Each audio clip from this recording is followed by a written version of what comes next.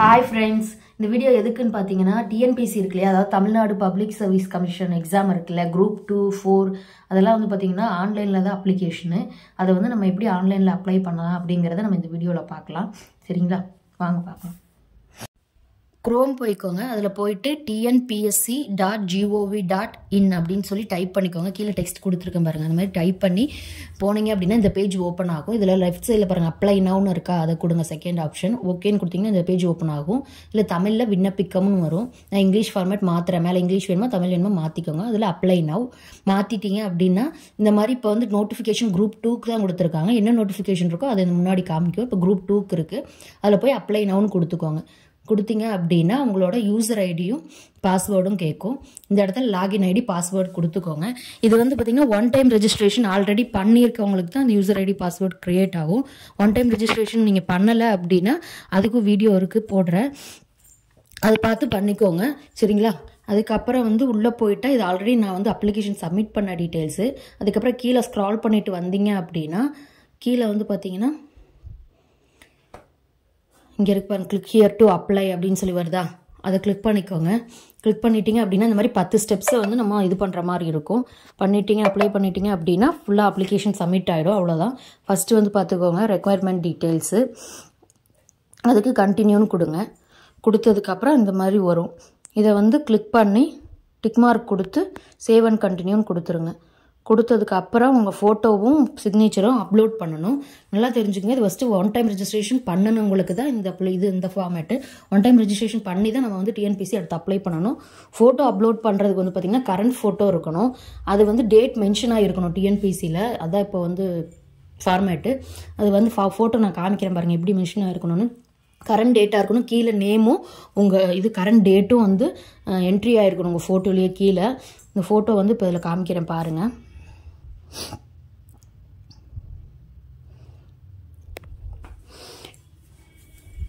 அப்புறம் சிக்னேச்சர் இந்த மாதிரி இது மாதிரி தான் இருக்கணும். டேட்டை இங்கே மென்ஷன் பண்ணிவிட்டு இங்கே வந்து பார்த்தீங்கன்னா சேவ் ஃபோட்டோன்னு கொடுக்கணும். கொடுத்து தான் நீங்கள் அப்லோட் ஆகும். அப்லோட் சக்ஸஸ்ஃபுல்லின்னு காமிக்கிறீங்களா, கொடுத்துக்கோங்க. அதுக்கப்புறம் இங்கே வந்து போய் அப்லோட் சைன் வந்து சிக்னேச்சர் கரெக்டாக இது பண்ணி கிராப் பண்ணி வச்சுக்கோங்க. அது பண்ணி வச்சுட்டிங்க அப்படின்னா சூஸ் சிக்னேச்சர் அதுவும் ஆட் ஆகிடுச்சு. இது நான் எம்டியாக கொடுக்குறேன். சிக்னேச்சரில் கரெக்டாக அப்லோட் கொடுத்துருங்க.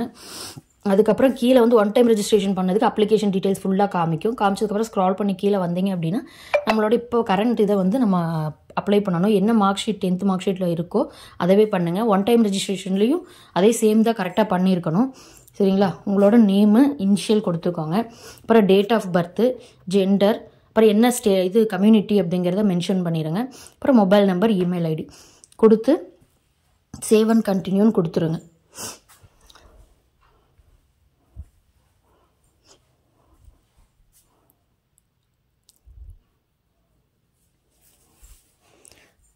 சேவ் அண்ட் கண்டினியூ கொடுத்து சேவ் அண்ட் ப்ரொசீட் கொடுத்துருங்க. இப்போ ஃபோட்டோவுக்கு வந்து பார்த்தீங்கன்னா ஃபோட்டோ சைஸு உங்களுக்கு கிராப் பண்ண தெரியல அப்படின்னா, அதாவது ஃபோட்டோ ஸ்டுடியோலேயே அந்த டேட்டும் நேமும் போட்டு கொடுப்பாங்க.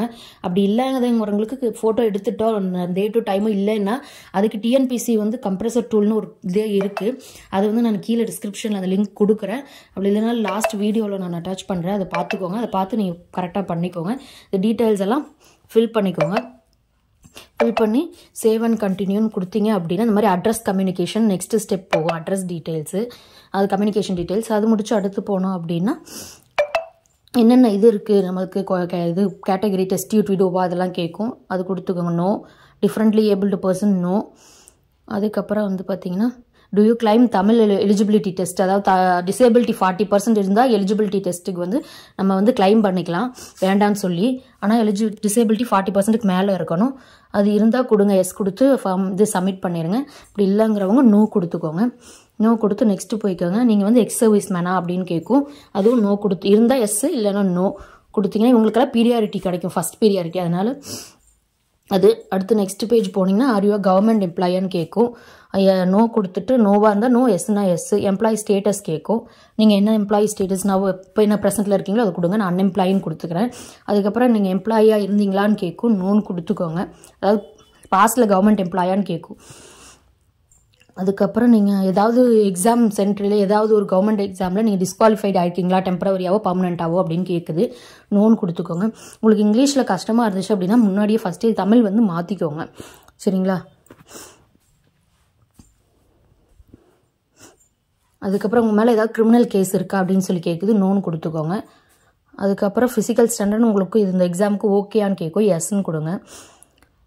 அப்புறம் இதுக்கு வந்து விஷன் வந்து என்னென்னா பெட்டர் 1 ஃபஸ்ட் 1 கொடுத்துக்கோங்க. நெக்ஸ்ட்டு நைட் பிளைண்ட்னஸ் இந்த இதெல்லாம் ஆப்ஷன் இருக்கான்னு கொடுக்கும். நோன் கொடுத்து நீங்கள் வந்து செகண்ட் ஒய்ஃப் அதாவது யாராவது மேரேஜ் பண்ணவங்கள பண்ணியிருக்கீங்களா அப்படிங்கிற ஆப்ஷன் கேட்குது. நோனு கொடுத்துக்கோங்க. அப்புறம் இதெல்லாம் அவ்வளோதான். இந்த டீட்டெயில்ஸ் முடிச்சுட்டு இந்த டிக் பாக்ஸை டிக் பண்ணிவிட்டு சேவ் அண்ட் கண்டினியூன்னு கொடுத்துக்கோங்க. சேவ் அண்ட் கண்டினியூன்னு கொடுத்திங்கன்னா அதுக்கப்புறம் குவாலிஃபிகேஷன் டீட்டெயில்ஸ் போயிடும். குவாலிஃபிகேஷனில் எஸ்எஸ்எல்சியோட எந்த இயர் வந்து நம்மளுக்கு ரிசல்ட் வந்துச்சு அப்படிங்கிறது மார்க் ஷீட்லேயே வந்து பார்த்திங்கன்னா கீழே ரைட் சைடில் இருக்கும். அதை கொடுத்துக்கோங்க. அப்புறம் சர்டிஃபிகேட் நம்பர் வந்து மேலே டாப்பில் வந்து ரைட் சைடில் இருக்கும். அதையும் கொடுத்து தமிழ் வந்து ஒரு பாடமாக வந்துச்சான்னு கேட்குறாங்க. எஸ் கொடுத்துக்கோங்க. அதுக்கு அடுத்தது வந்து நம்ம +2 அதே மாதிரி தான். அதில் மார்க் ஷீட்டில் இருக்கிறத பார்த்து கரெக்டாக என்ட்ரி பண்ணிடுங்க. சர்டிஃபிகேட் ஏன்னா சர்டிஃபிகேட் வெரிஃபிகேஷன் அப்போது அது கம்பல்சரி அதெல்லாம் பார்ப்பாங்க. அதனால் பண்ணும் போதே கரெக்டாக பார்த்து பண்ணிடுங்க.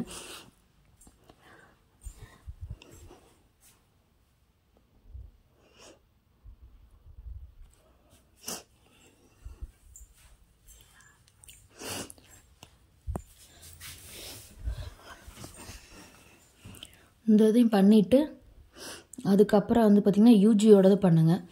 யூஜி அதே சேம் தான். எந்த டேட் வந்து உங்களுக்கு ரிசல்ட் பப்ளிஷ் ஆச்சு, அப்புறம் என்ன கோர்ஸ் எடுத்திருக்கீங்க, என்ன டிகிரி, பிஏபி சிஏபி இது மாதிரி. அதுக்கப்புறம் வந்து செலக்ட் என்ன பாரதியாரா பாரதிதாசன் யூனிவர்சிட்டியா அதை கொடுத்துங்க. அப்புறம் சர்டிஃபிகேட் நம்பர் வந்தீங்கன்னா மார்க் ஷீட்டில் கன்சால்டேட் இருக்கும் இல்லையா, அதில் பேக் சைடில் இருக்கும், அதை கொடுத்துக்கோங்க. அப்புறம் ஃபஸ்ட் கிளாஸா செகண்ட் கிளாஸா அதையும் கொடுத்துக்கோங்க. தமிழ் ஒரு சப்ஜெக்ட் வந்துச்சான்னு கேட்கும். வந்திருந்ததுன்னா எஸ் கொடுங்க, இல்லைன்னா நோ கொடுத்துருங்க. அப்புறம் அவ்வளோதான். பிஜி இருந்தால் பிஜி ஃபில் பண்ணிக்கோங்க. எனக்கு பிஜி இல்லை, அதனால் விட்டுட்டேன். அதுக்கு அடுத்தது வந்து இந்த கோஆப்ரேட்டிவ் டெஸ்ட்டுக்கும் வந்து என்ன இருக்கா இல்லையாங்கிறது பார்த்துட்டு எஸ் ஆர் நோ கொடுத்துக்கோங்க.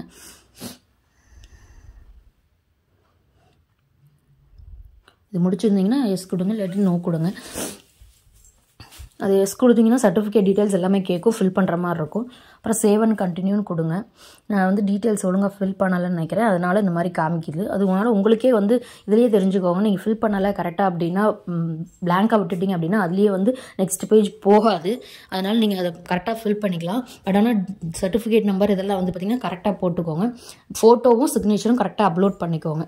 அதுக்கு அடுத்தது வந்து பார்த்திங்கன்னா டைப்ரைட்டிங்க்கு போகும். குவாலிஃபிகேஷன் எக்ஸ்ட்ரா குவாலிஃபிகேஷன் இதுக்கு அது வந்து நீங்கள் இருக்கா இல்லையாங்கிறது கொடுத்துக்கோங்க. எஸ்ஆர் நோனா கொடுத்துக்கோங்க. கொடுத்ததுக்கப்புறம் கம்ப்யூட்டர் ஆட்டோமேஷன் ஏதாவது சர்டிஃபிகேட் கோர்ஸ் பண்ணியிருக்கீங்களா கம்ப்யூட்டர்லையும் கேட்கும். சர்டிஃபிகேட் வச்சுருந்தீங்க அப்படின்னா மட்டும் எஸ் கொடுத்து சர்டிஃபிகேட் டீட்டெயில்ஸ் கேட்கும், ஃபில் பண்ணுங்கள். இல்லைங்கிற பட்சத்தில் நோ கொடுத்துருங்க. நோ கொடுத்துட்டு இங்கே கீழே வந்திருக்கு பாருங்கள், இந்த டீட்டெயில்ஸில் ஏதாவது நீங்கள் முடிச்சிருந்தீங்க அப்படின்னா டிக் மார்க் கொடுத்துக்கலாம், இல்லாட்டி விட்டுருங்க, பிளாங்காகவே விட்டுறலாம். நெக்ஸ்ட் போயிடும். இதில் நான் சேவ் அண்ட் ப்ரொசீட் கொடுத்தா வந்து பாருங்கள் நெக்ஸ்ட் பேஜ் போகாது. என்ன ரீசன் பாருங்கள், நான் ஒரு 2 காலம் ஃபில் பண்ணாமல் விட்டுட்டேன், அதனால நெக்ஸ்ட் பேஜ் போகல. இந்த 2 காலமும் பண்ணலை. அதாவது ஹிந்து ரிலீஜியன் இதில் வந்து நீங்கள் ஏதாவது பண்ணியிருக்கீங்களா அப்படிங்கிற மாதிரி கேட்டிருக்காங்க. நோ. அதே மாதிரி அதுக்கு அடுத்த ஆப்ஷன் ஃபாரஸ்ட் கார்டு இதுக்கு ஆப்ஷன் கேட்டிருக்காங்க, அதுக்கும் நோன்னு கொடுத்துருக்கேன் நான் என்னோட இதில். கொடுத்துட்டு நெக்ஸ்ட்டு போய்க்கோங்க. சேவ் அண்ட் கண்டினியூன்னு கொடுங்க. அடுத்து அவ்வளோதான், முடிஞ்சிருச்சு. அதுக்கு அடுத்து பிஎஸ்டிஎம் ஆப்ஷன் வந்துருச்சு. அதாவது வந்து தமிழ் வழி கல்வி நீங்கள் முடிச்சிருக்கீங்களா அப்படின்னு கேட்டிருக்காங்க. ஆமாம் இல்லைங்கிறது கொடுத்துக்கோங்க. இதில் வந்து பார்த்திங்கன்னா குரூப் 2 பொறுத்த வரைக்கும் யூஜி வரைக்குமே தமிழ் வழி கல்வியாக இருக்கணும். குரூப் 4னா வேணால் நம்ம +2 வரைக்கும் முடிச்சிருந்தா கூட போதும். இது யூஜி வரைக்கும் ஃபில் பண்ணணும். அதனால் எஸ் கொடுத்து காமிக்கிறேன் பாருங்கள். எஸ்எஸ்எல்சி, ஹையர் செகண்டரி, யூஜி எல்லாமே டிக் மார்க் கொடுத்துட்டு இதில் வந்து ஃப்ரம்ல வந்து 1 to 10 ஒரே ஸ்கூலாக இருந்தால், இல்லை ஸ்கூல் மாறுது அப்படின்னா 5 வரைக்கும் கொடுத்து ஆட் மோர் கொடுக்கலாம். அதையும் நான் காமிச்சிருக்கேன், பார்த்துக்கோங்க. என்ன இயரோ அந்த இயரை வந்து மென்ஷன் பண்ணிடுங்க. எந்த இயர்லேருந்து எந்த இயர் வரைக்கும் படிச்சிருக்கீங்க அப்படிங்கிறத மென்ஷன் பண்ணிடுங்க. பண்ணிவிட்டு இங்கே Tamil medium of instruction Tamil தான். அதுக்கடுத்து ஹெட் மாஸ்டர் இஷ்யூவிங் அத்தாரிட்டி யாருன்னு கொடுத்துருக்கேங்க. அப்புறம் பிஎஸ்டி சர்டிஃபிகேட் வாங்கி வச்சுக்கோங்க. நான் டேட் மென்ஷன் பண்ணுற மாதிரி இருக்கும். அப்புறம் என்ன இன்ஸ்டியூஷன், அதுக்கப்புறம் எந்த டிஸ்ட்ரிக்டில் முடிச்சிங்க, அப்புறம் பின்கோடு, அப்புறம் எது கவர்மெண்ட்டாக எய்டடா ப்ரைவேட்டா அப்படின்னு சொல்லி கேட்கும், அதையும் கொடுத்துக்கோங்க. அதுக்கப்புறம் இதில் நான் மாற்றி காமிக்கிறேன் பாருங்கள். அதாவது 5th வரைக்கும் அப்படின்னா ஒரு ஸ்கூலு அப்படின்னா அதுக்கு அடுத்த ஆப்ஷன் ஆட் மோர் கொடுத்தீங்கன்னா இன்னொரு காலம் வந்துடும், அதில் மாற்றிக்கலாம். அதுக்கு அடுத்தது வந்து பார்த்திங்கன்னா +1 +2 இந்த மாதிரி இது கொடுத்து அதே சேம் டீட்டெயில்ஸ் தான் ஃபில் பண்ணிக்கோங்க. அதுக்கடுத்து டிகிரி ஃபஸ்ட் இயரில் வந்து எந்த இயர் வரைக்கும் முடிச்சிருக்கீங்க, 3rd 4th பிஇன்னா 4 இயர் வரைக்கும் வரும். அதை கொடுத்து ஆனால் தமிழ் வழி கல்வியாக இருக்கணும் கொடுத்து நீங்கள் சப்மிட் பண்ணிக்கோங்க. சப்மிட் பண்ணிவிட்டு சேவ் அண்ட் ப்ரொசீட் கொடுத்துடலாம். நான் வந்து இது பிஎஸ்டிஎம் எனக்கு இல்லை, அதனால் நான் நோ கொடுக்குறேன். கொடுத்து நெக்ஸ்ட்டு போகிறேன். அதுக்கடுத்து வந்து ப்ரிஃபரன்ஸ் கேட்கும், எங்கே எக்ஸாம் சென்டர் எழுதுறீங்க அப்படின்னு. எக்ஸாம் சென்டர் எங்கே வேணுமோ அதை செலக்ட் பண்ணிக்கோங்க. நியர்பை ஃபஸ்ட்டு உங்கள் டிஸ்ட்ரிக்டே கொடுத்துக்கோங்க இருந்துச்சுன்னா.